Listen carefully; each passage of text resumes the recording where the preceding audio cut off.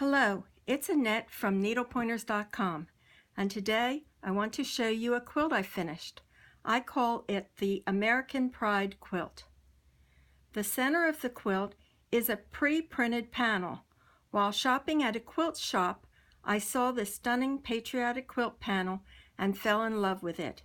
At first, I didn't know what to make with the panel. After some thought, I decided on a quilt. I didn't just want to sew borders around it, I wanted something interesting.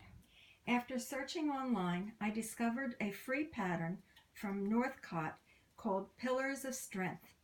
The diagonal stripes with the different color borders made the pattern interesting and perfect for the panel.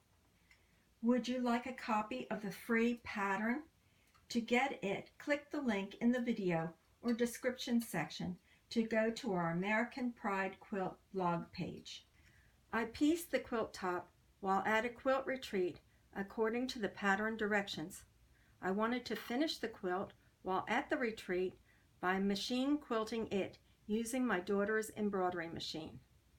While preparing the quilt sandwich, I discovered the backing fabric I brought with me was not wide enough, so time to get creative. Let's take a look at what I did. I cut the backing fabric I had with me in half lengthwise and then made a panel to sew in the middle with the fabric that I had at the quilt retreat. I am happy with the way it turned out. The final steps were to quilt it with the embroidery machine, sew on a flanged binding. If you would like a tutorial on how to make this binding, just click the link in the description or in the video, and make and sew on a quilt label.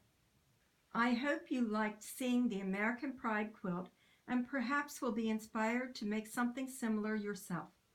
Please like, share, and comment. Subscribe to our channel and follow us on social media by clicking the links below. If you want free quilting projects, tutorials, and tips, visit our website, needlepointers.com.